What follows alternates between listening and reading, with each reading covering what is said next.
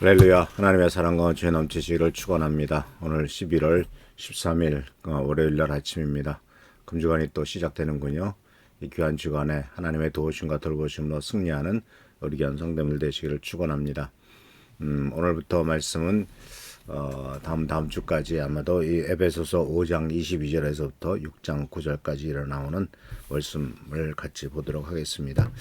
이 말씀은 사도 바울이 가르쳐주는 그리스도인의 실제적인 생활에 대해서 얘기를 하고 있는데, 이 부분은 특히 중요한 이 세상에서의 관계의 문제, 가정에서의 관계의 문제 또는 직장에서의 문제, 이런 부분들에 대한 말씀을 가르쳐주고 있습니다. 이것은 바로 하나님을 믿는 사람들이 어떻게 살아야 되며 또 성경적인 가치관에 따라서 하는 것이 어떤 것인가 하는 것을 정확하게 가르쳐주고 있죠. 근데 이것은 우리가 알다시피 사도 바울이 에베소서를 쓸 때는 BC AD 약 55년에서 60년 경에 썼습니다. 그게 지금부터 거의 2000년이 지난 일이죠. 2000년 전에 쓴 글인데, 그래서 2000년 전의 어떤 사회적인 모습이나 또는 그 당시의 풍습이나 또는 그 당시에 어떤 사람들의 생각에 근거해서 또는 성경 말씀에 근거해서 이렇게 썼기 때문에 지금 21세기를 살고 있는 우리들에게 참 맞지 않는 이야기가 아니냐, 이렇게 생각할 수도 있습니다.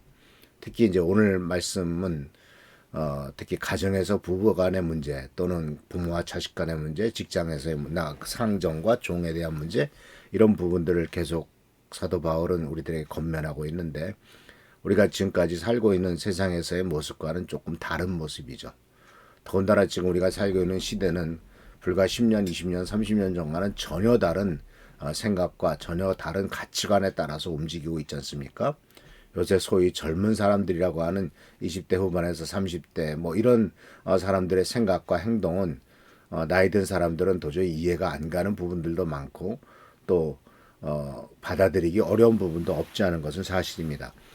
그런데 그렇기 때문에 그들에게 하나님 말씀을 전한다고 할 때 그 하나님 말씀을 과연 받아들이겠느냐, 하나님 성경에서 말씀하는 것이 너무 구닥다리 같고 이것은 우리들과는 맞지 않다라고 그들이 반발을 하고 또 거절할 수도 있다라는 것을 우리가 생각할 수 있습니다. 그러나 우리가 우리들의 자녀들 세대나 그 다음 세대나 이렇게 그 걔네들이 판단하는 것에 대해서 받아들이지 않는다 또는 그것을 수용하지 않는다고 해서 그러면 너희들 마음대로 해라, 이렇게 하기는 할 수는 없지 않습니까?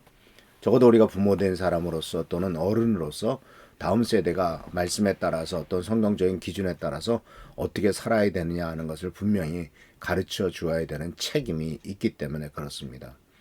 특히 이제 오늘 말씀은 오늘과 내일 그리고 그 금주의 말씀은 이제 아내에 대한 말씀이고, 다음 주는 이제 남편에 대한 말씀인데, 참 이 말씀은 현대 시대에 살고 있는 젊은 부부라든가 이제 결혼하려고 하는 사람들은 참 받아들이기 쉽지 않은 이와 같은 명령이기도 합니다. 그러나 어렸을 때부터 분명히 성경적인 가치관을 갖고 따라서 살아왔던 우리들의 자녀라면은 아주 이것은 당연한 것이라고 이렇게 볼 수가 있겠죠. 근데 그들이 사회에 나가서 친구들을 만나고 사회의 풍조와 세상의 것들을 접하게 되면은 이 성경에 나오는 얘기가 과연 지금 우리가 살고 있는 시대와 맞냐, 이러한 의문을 갖기도 하고, 이건 너무 구닥다리다 또는 그것은 너무 남성 우월주의적이다, 이렇게 표현할 수도 있을 것 같습니다. 그러나 성경은 분명히 그렇게 말씀하고 있고, 또 그렇게 말씀하고 있는 것은 분명히 어떤 하나님이 원하시는 가치관과 하나님이 원하시는 뜻이 있기 때문에 그렇다라는 사실이죠. 그래서 우리들은 이러한 가치관과 이러한 말씀을 분명히 자녀들에게 가르쳐 주고, 또 우리들도 이 말씀을 읽고 우리들 스스로 말씀에 대해서 생각을 해봐야 될 것입니다. 오늘은 이제 5장 22절 말씀인데, 5장 22절 말씀이 이렇게 됩니다. 아내되니 여러분 남편에게 대하기를 주님께 순종하듯 하십시오. 영어 성경을 보면은 좀 더 아주 직선적입니다. 영어 성경은 이렇게 원어에는 이렇게 되어 있습니다. 아내들아라고 하면 아내들에게 말합니다. 아내들아, 너희 남편에게 순종해라. 아내들아, 너희 남편에게 선정하라. 어떻게? 주님께 하듯이. 이렇게 되어 있어요. Wives, submit to your husband as to the Lord. 그러니까 명령이 먼저 나와요. submit이라는 말은 순종하라 또는 복종하라 이렇게 번역할 수가 있는데 너희 남편에게 복종을 해라 라고 말을 합니다. 또는 순종해라 라고 말합니다. 아마 이 말씀은 소위 페미니즘이라고 하는 여성에 대해서 여성의 권리나 이런 것들을 다시 한번 찾고자 생각하고 있는 사람들에게는 어떻게 남편에게 무조건 순종하라고 명령을 하느냐라고 이렇게 우리들은 반발을 할 수 있는 여지가 없지 않아 있습니다. 그런데 이 순종이라고 하는 것, 복종이라고 하는 것, 또 주님께 복종하는 것만큼 하나 남편에게 복종하라고 하는 이 말씀 속에서 이 복종이라고 하는 것에는 이것이 마치 무슨 열등한 것이나 또는 가치의 부족이나 여러 가지 모자르기 때문에 어쩔 수 없이 순종하고 복종을 해야 된다라고 하는 그런 뜻은 아닙니다. 우리가 물론 주님 앞에 순종을 하죠. 근데 주님은 무조건 순종하는 자로 만들려면은 인간을 로봇으로 만들었으면 됐을 겁니다. 로봇은 프로그램 된 대로 그냥 순종을 합니다. 생각도 안 해요. 아무런 토도 달지 않습니다. 해, 그럼 합니다. 이렇게 해, 그러면 저렇게 이렇게 합니다. 우리가 컴퓨터 프로그램에다 뭘 집어넣거나 뭔가를 시키면 기계가 또는 로봇가 그거 난 못하겠습니다라고 이것은 옳지 않은데요. 이런 판단하는 거 봤습니까? 없습니다. 근데 하나님께서는 인간을 만드시면서 인간에게 판단력을 주셨고 또 자기 스스로 결정할 수 있도록 하셨단 말이죠. 그런데 주님께서는 자기 스스로 판단할 수 있고 결정할 수 있는 인간을 향해서 나에게 순종해라 라고 이렇게 요구를 하고 계시죠. 그 요구하시는 이면에는 네가 스스로 판단해서 기쁜 마음으로 순종을 하라 라는 명령도 있고 내가 이 순종을 할 때 정말 참된 축복이 있을 것이고 순종하지 않으면 거기에는 큰 문제가 생길 수도 있다라고 하는 경고도 있을 수 있다라는 사실입니다. 이 복종이라고 하는 것은 종이 주인에게 무조건 따라 하듯이 그렇게 하는 아주 비굴하게 그렇게 하기 위한 그런 뜻은 아닙니다. 이것은 바로 남편을 그 집안의 가장으로 보는 어떤 그 관계적이고 질서적인 면에 대한 이야기를 성경적 기준에서 하고 있는 거죠. 이 남편을 아내의 머리라고 생각을 하기도 하고 또 이것은 마치 그리스도가 교회의 머리 된 것 같다라는 말씀도 있습니다. 이렇게 이런 것들은 다 모든 것을 무슨 뜻을 하냐면 이것은 바로 질서를 말하는 것이죠. 근데 우리는 여기에서 5장 21절 말씀 속에서 먼저 무슨 얘기가 나오냐면은 5장 21절에 먼저 뭐라고 말하고 있냐면은 서로 복종하라라는 말을 먼저 던져놨단 말이죠. 서로 복종하라. 그러고 나서 아내되니 여러분 남편에게 대하기를 주님께 순종하듯 하십시오. 아주 순화해서 번역한 거죠. 한국말은. 남편에게 대하기를 주님께 순종하듯 대해라. 이렇게 한 건데 영어 성경은 아니다. 바로 남편에게 순종, 복종해라. 주님께 하듯이 이렇게 되어 있습니다. 그런데 이 말씀의 진정한 의미는 상호적인 복종입니다.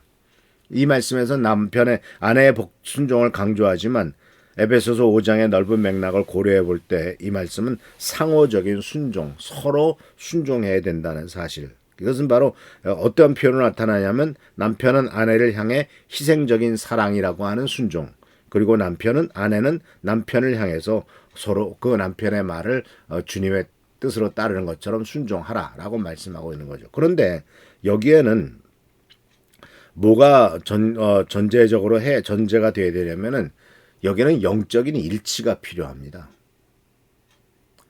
전혀 하나님을 믿지 않고 하나님을 모르고 세상의 욕심과 쾌락과 즐거움만 따라가 살아가는 남편이 같이 도둑질을 하자, 같이 못된 짓을 하자, 또는 같이 세상의 쾌락과 즐거움만 즐기고 살자 이런 요구를 했을 때 문자적으로 말한다면 순종을 해야 되는 게 맞겠죠. 그러나 이것은 문자적으로 해석할 것이 아니라 먼저 남편의 생각과 지도가 성경적 원리와 일치해야 된다라고 하는 전제가 따르고 있다라는 사실입니다. 그래서 이것은 주님께 복종할 때 우리가 주님께 순종할 때 언제 순종합니까? 주님의 말씀이 옳고 바르고 틀림없기 때문에 순종을 하죠. 또 우리가 이해되지 못할 때도 주님의 명령에 순종해야 될 때도 있습니다. 마찬가지죠. 남편의 말에 이해가 되지 않을 때도 순종을 해야 될 때가 있죠. 그러니까 결국 이 말씀 속에서 우리가 뭘 생각하게 되냐면은 주님께서 아내 된 사람에게 남편에게 순종하라고 명령했을 때 그 순종한 결과는 하나님께서 책임을 지시고 남편이 책임을 져야 된다는 거죠. 여기는 상당히 어려운 문제가 없지 않아 있습니다. 그래서 여기서 문제가 되지 않으려면은 우리 남편과 아내가 모두가 다 하나님에 대한 경외와 순종이라고 하는 이 영적인 일치가 있어야 되고, 그리고 또한 섬기는 리더십을 남편이 먼저 발휘해야 된다는 것, 즉 예수 그리스도의 사랑과 섬김을 본받아 가정을 이끌어가는 리더십을 행사하는 것이 전제 조건이며 꼭 필요하다라는 사실입니다. 그래서 아내의 복종은 남편의 이 사랑하는 사랑적인 리더십에 대한 응답이었고, 응답이어야 되지 억압적인 행동에 대한 행동이 아닌 사랑의 리더십으로 남편이 나아갈 것을 요구하고 있더라라는 것입니다. 그래서 오늘 이 말씀은 남편에게 순종하라, 남편에게 복종하라고 말을 했을 때 그 이면에는 남편의 말이 복종할 만하고 순종할 만한 것이 되어야 된다라고 하는 전제 조건이 있다라고 하는 사실, 또 그런 것은 바로 하나님을 같이 믿고 모두가 다 영적으로 일치되어야 된다는 사실이다라는 사실을 꼭 기억하시면서 이 말씀을 현대적으로 받아들여서 또는 현대적으로 생각해서 왜 꼭 남자에게 순종해야 돼라고 반발하고 그것에 대해서 거부하는 이러한 풍조를 따라가지 않고 성경적인 가치관과 성경적인 기준을 따라서 남편에 대해서 대하고 남편이 말씀대로 살아가고 말씀대로 뭐 이렇게 아내에게 말할 수 있도록 그런 지도력을 발휘할 수 있도록 기도하는 우리 모두가 되기를 축원합니다. 기도하겠습니다.